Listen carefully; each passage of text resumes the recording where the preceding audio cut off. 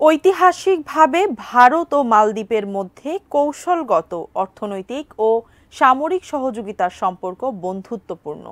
কিন্তু সাম্প্রতিক সময়ে মালদ্বীপের নতুন প্রেসিডেন্ট মোহাম্মদ মুইজ্জুর সাথে ভারতের দূরত্বের কারণে দুদেশের সম্পর্ক তলানিতে এসে ঠেকেছে। ভারত নির্ভরতার বৃত্ত থেকে বেরিয়ে আসতে চাওয়া কে এই মুইজ্জু, জানাচ্ছেন সহকর্মী ইমতিয়াজ আলম।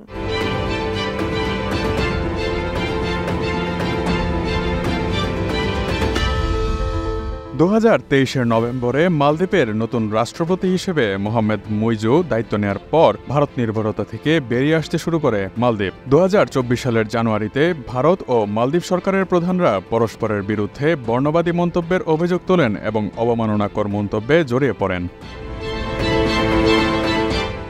প্রতিবেশীদের সাথে সম্পর্ক নিয়ে ভালো সময় যাচ্ছে না ভারতের। চীন ও পাকিস্তানের সাথে ভারতের বিরোধ ঐতিহাসিক। গেল কয়েক বছর আগে নেপালের সাথেও সীমান্ত আর নতুন মানচিত্র প্রকাশ নিয়ে শীতল সম্পর্ক চলছে ভারতের। ভারত বিরোধী মনোভাবে সর্বশেষ সংযোজন মালদ্বীপ। প্রতিবেশী দেশগুলোর ভারত বিমুখী এই অবস্থানের পেছনে অন্যতম একটি কারণ বলে মনে করা হয় ভারতের আধিপত্যমূলক ও একপেশে প্রতিবেশী নীতি। এই কারণে কূটনৈতিকভাবে শীতল সম্পর্ক না থাকলেও শ্রীলঙ্কা, বাংলাদেশ সহ অনেক দেশের নাগরিকদের মধ্যেও রয়েছে ভারতের প্রতি বৈরী মনোভাব।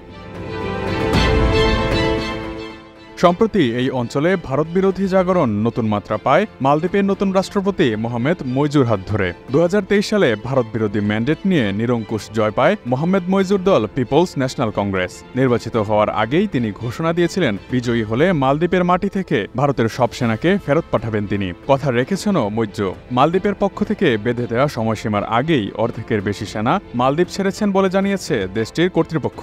কিন্তু স্বল্প জনসংখ্যার সমুদ্র ঘেরা এই ছোট্ট দ্বীপরাষ্ট্রের নেতা হয়েও বিশাল দেশ ভারতের চোখে চোখ রেখে কথা বলছেন মুইজ্জু। কে এই মুইজ্জু, কিভাবেই বা তার উত্থান?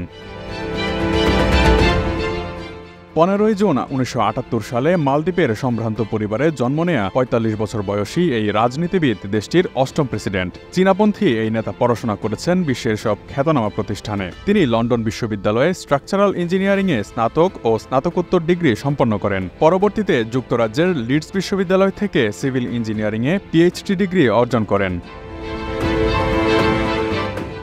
মাত্র 20 বছর বয়সে 1998 সালে তিনি কর্মজীবন শুরু করেন মালদ্বীপের গৃহায়ন ও গণপূর্ত মন্ত্রণালয়ের একজন সরকারি কর্মকর্তা হিসেবে। মোহাম্মদ মুইজ্জু 2012 সালে রাজনৈতিক কর্মজীবন শুরু করেন। তখন তিনি আদালত পার্টি এপির সদস্য হিসেবে রাষ্ট্রপতি ওয়াহেদের প্রশাসনের সময় আবাসন ও পরিবেশ মন্ত্রীর দায়িত্ব পান। পরবর্তীতে 2021 সালে ক্ষমতাসীন দলের প্রার্থীকে হারিয়ে রাজধানী মালের মেয়র নির্বাচিত হন। 2023 সালের নির্বাচনে তার প্রতিদ্বন্দ্বী সাবেক রাষ্ট্রপতি ইব্রাহিম মোহাম্মদ সালিহকে পরাজিত করেন তিনি। অতিমাত্রায় মালদ্বীপে ভারতীয় সামরিক কার্যকলাপ ও সক্রিয়তা বিরোধী হিসেবে বেশ পরিচিত Mohammad Muizzu. Imtiaz Alam, desk report, ATN news.